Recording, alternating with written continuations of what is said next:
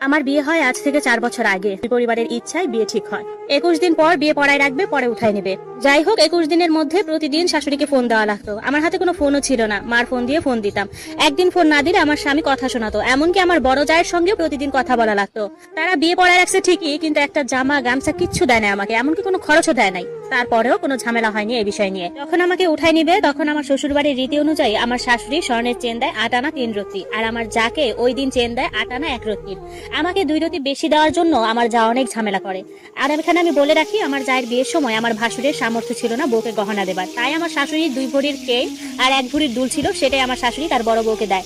বিশ্বাস করেন, এগুলো নিয়ে আমার কোনো মন খারাপ নাই যে তার সব গহনা তার বড় বউকে দিছে। কিন্তু আমার বিয়ের সময় আমাকে 2 রত্তি বেশি দেওয়ার ফলে আমার যা ওই বাড়িতে অনেক অশান্তি করে, অনেক ঝামেলা করে। তারপরও আমার যাকে কেউ কিছুই বলে না। বিয়ের 5 দিন পর আমার স্বামী ঢাকা চলে আসে চাকরি খুঁজতে। বিয়ের সময় তার চাকরি ছিল না, আমি শ্বশুর বাড়িতে থাকি। আমার যা আমাকে অনেক কথা শোনাতো, এমন ভাবে বলতো যেন সে ইয়ার্কি করছে। আমি কোনো জবাব করতাম না। এভাবে দিন দিন তার অত্যাচার বেড়েই যাচ্ছিল। ঠিক মতো খেতে দিত না। সবাই দেখতো আমার শাশুড়ি, শ্বশুর, ভাসুর, কিন্তু কেউ কিছুই বলতো না আমার যাকে। আমি কাজের মানুষের মতো কাজ করতাম। আমার স্বামীও আমার সঙ্গে খুব একটা কথা বলতো না। আর বললেও ভালো আছো, আমার মাকে দাও, মার সাথে কথা বলবো। আমাকে বলতো পরে ফোন দিব, আর দিত না। সর্বোচ্চ সে 1-2 মিনিট আমার সাথে কথা বলতো। আর তার মা আর ভাবির সঙ্গে 25 থেকে 30 মিনিট ধরে কথা বলতো। আমি যদি জিজ্ঞাসা করতাম, ভাবির সাথে এত কি কথা বলো, এত সময় নিয়ে ভাবির সাথে কথা বলো, অথচ আমাকে সময় দিতে পারো না, এটা বলাতে আমার যা অত্যাচার আরো বাড়ায় দেয়। গায়ে হাত তুলে বাবার বাড়িতে বললে মানায় নাও বলে। আমার জন্য মেয়েদের গোপন জিনিস কিনলেও আমার স্বামী আমার জায়ের জন্যও কিন্তু। কি লজ্জাজনক, চিন্তা করেন। আমার ভাসুর ইনকাম করে, সে বাড়িতেও থাকে, তারপরও তার গোপন জিনিস আমার স্বামী এনে দিত। আমার স্বামী বাড়ি আসলেও তার সাথে আমার শারীরিক সম্পর্ক ছাড়া আর কিছুই নেই। আমি এইভাবে কত মেনে নেব? বিয়ের 1 বছর পার হয়ে গেছে মেনে নিতে নিতে। বিয়ের পর আমাকে ঠিক মতো কাপড় দিত না, বাবার বাড়ি থেকে কাপড় এনে পড়তাম। আমার স্বামী জায়ের জন্য ঠিকই, কিন্তু একদিন যা আর স্বামীকে হাতে নাতে ধরলাম। 2 জন হেসে গল্প করছে, আমাকে দেখে তারা চোর ধরার করার মতো 2 জন 2 দিকে চলে গেল। আমার তখনই সন্দেহ হয়, কারণ হাসাহাসি করতেই পারে, কথা বলতেই পারে, কিন্তু আমাকে দেখে পালানোর কি আছে।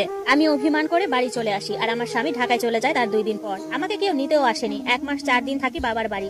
এর মাঝে খবর আসে আমার যা 1 মাস 13 দিনে প্রেগনেন্ট। আমাকে চলে আসতে বলে, তাকে দেখাশোনা করতে হবে। আমার স্বামীকে বলি আমি যেতে পারবো না। এটা নিয়ে আমার স্বামী আমাকে অনেক কথা শোনায়, বলে এত খুশির খবর আসবে না, আমার মা অসুস্থ, তুমি ছাড়া কে আছে সবাইকে দেখার। তখন বলি আমাকে এসে নিয়ে যেতে হবে। সে পরদিন আমাকে আনতে ঢাকা থেকে চলে আসে। আর তার 5 দিন আগে থেকেই আমার অনেক জ্বর। সে বাড়ি যায়নি, ফোন দিল আমার বাড়ি আসো, একবার বলতেও না তোমার জ্বর কমছে কিনা। তারপরও আমি কিছু বলিনি, বাড়ি চলে আসি। আমার যা ডাক্তারের কাছে গেছে, ডাক্তার আলট্রা দিছে করাবে। আমার স্বামী রাগ করে বলে সকাল সকাল আসলে আমিও যেতে পারতাম। অথচ আমার ভাসুর কিন্তু আমার জায়ের সাথে গেছে। তার শরীর দুর্বল, কিন্তু তার খাবার বা বমির কোনো সমস্যা নেই। আলট্রা করে দেখে তার পেটে বেবি নাই, বরং তার সমস্যা, তাই মাসিক বন্ধ। তখনও সবাই আমাকেই দোষ দেয়, আমি আসি নাই, তার দেখাশোনা করি নাই, তাই এমন হয়েছে। এখানে আমার কি দোষ? তার বেবি কনসিভ না হলে আমার স্বামীও আমাকে মারে, তার ভাবির এমন হওয়ার পেছনে আমি দায়ী। রোগ হলে আমার এখানে কোথায় দোষ? বাধ্য হয়ে আর না পেরে স্বামীকে বলি, হয় আমি না হয় ভাবি, যে কোনো একজনকে বেছে নিতে হবে। তার হয় আমাকে নিয়ে থাকতে হবে, না হলে আমাকে ছেড়ে আমার যাকে নিয়ে থাকতে হবে। তারপর আমার স্বামী আস্তে আস্তে পরিবর্তন হয়। আগে আমার যা ছাড়া কিছু বুঝতো না, এখন এটা কমেছে। আবার শারীরিক সমস্যা দেখা দেয়, একটা সাইকিয়াট্রিস্ট দেখাই, 3-4টা সেশন নিয়ে ঠিক হই।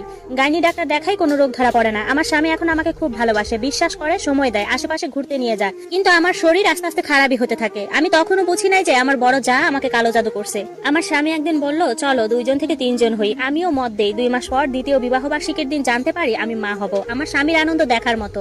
ডাক্তার দেখায় আমার স্বামী, আমাকে সাহায্য করতো সব কাজে। আমার 8 সপ্তাহ যেদিন শেষ হয়, রাতে স্বপ্নে দেখি একটা কালো ছায়া আমার সন্তানকে মেরে ফেলছে। বাড়িতে জানাই আমি মা হব, আর এমন স্বপ্ন দেখেছি। আমার শাশুড়ি বলে শয়তানের ধোঁকা।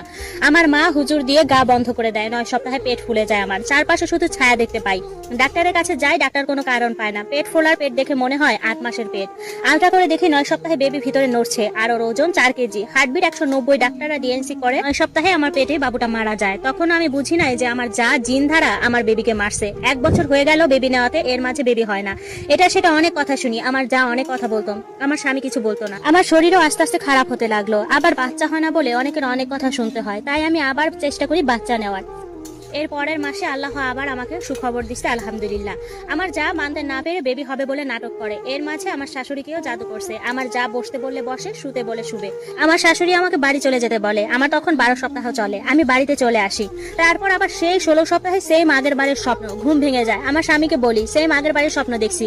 সে দোয়া পড়ে ফু দিয়ে বলে মাথায় হাত বুলিয়ে দিচ্ছি, ঘুমাও। তার 10 মিনিট পর থেকে ব্লাড ভাঙছে। ওই রাতে ডাক্তারের কাছে যাই, ওষুধ দেয়, ইনজেকশন দেয়। সকালে বাসায় আসি। বাসায় এসে জানতে পারি আমার যা তার বাবার বাড়ি গেছে, পরশু গেছে, আজকে বিকালে আসবে। তাও সন্দেহ করিনি সে কিছু করছে। এর মাঝে আমি সুস্থ, আবার 9 দিন পর আমার যা বাবার বাড়ি যায়। তার পরের দিন আবার সেম স্বপ্ন দেখি, ঘুম ভেঙে যায়, বুঝতে পারি আবার ব্লাড ভাঙছে। সেই আগের ব্লাড ভাঙার ওষুধ খাই, সকালে 7টায় পানি ভেঙে যায় বাসাতে, আর বেবিও বের হয়ে যায়। আমার শাশুড়ি শুনে বলে আমি ওষুধ খেয়ে আমার বাচ্চাকে মেরে ফেলছি। আর 23 সপ্তাহের বেবি কোনো হাসপাতাল থেকে এনে বলছি এটা আমার বাচ্চা। আচ্ছা আপনারাই বলেন 23 সপ্তাহের মরা বাচ্চা কি কিনতে পাওয়া যায়? তার কিছুদিন পর আমার মাকে শাশুড়ি বলছে আমি বন্ধা, আমি কখনো তাকে দাদি ডাক শোনাতে পারবো না। অথচ আমার জায়ের কোনো বেবি নাই, তাকে কিছুই বলে না। আমার যা সন্ধ্যায় আমাকে ফোন দিয়ে হেসে হেসে কথা বলতেছে পেটে ধরা সহজ, কিন্তু সেটা টিকিয়ে রাখা অনেক কঠিন। তুমি কখনো সন্তান জন্ম দিয়ে মা হতে পারবা না। আমি আমার স্বামীকে বলি যে এইসব বলছে।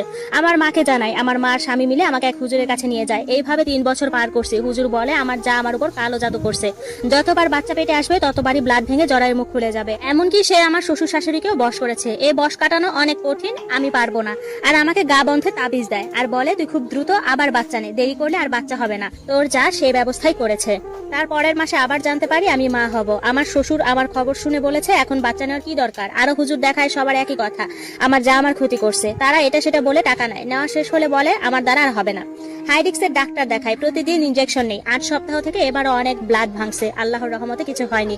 15 সপ্তাহে বাচ্চা জরায়ের মুখ খুলে গিয়েছিল, ডাক্তার সেটাও সেলাই করে দিছে। তারপরও আমার এই সমস্যা, সেটা ডাক্তার টেস্ট করে কোনো সমস্যা পায় না। 18 সপ্তাহে অ্যানোমেলি স্ক্যান করে বাচ্চার IUGR ধরা পড়ে, যেটা বাচ্চার মায়ের থেকে কোনো খাবার পায় না, ঠিকমতো অক্সিজেন পায় না। আর এটা হলে বাচ্চা বেশি দিন মায়ের গর্ভে বাঁচে না, এদের ঠিকমতো ওজনও বাড়ে না। আল্লাহ আল্লাহ করে আমি 32 সপ্তাহে পা দিছি, কিন্তু বাচ্চার এখনো 1000 গ্রামও ওজন হয়নি। কালকে আবার আলট্রা করছি, বাচ্চার অবস্থা খুব একটা ভালো না, পেটের পানি কমে গেছে অনেক। 5 দিন কোনো খাবার পায়নি। আমার বাচ্চাটাও পানি খেয়ে বেঁচে আছে, ওর হার্টবিটও 130 হয়ে গেছে। যাদের উপর মরণ বান মারা হয় তারা নাকি বেশি দিন বাঁচে না। আমিও জানি না কবে মারা যাব, তবে দোয়া করবেন যদি বেঁচে থাকি তাহলে আল্লাহ যেন আমার থেকে আমার সন্তানকে না নিয়ে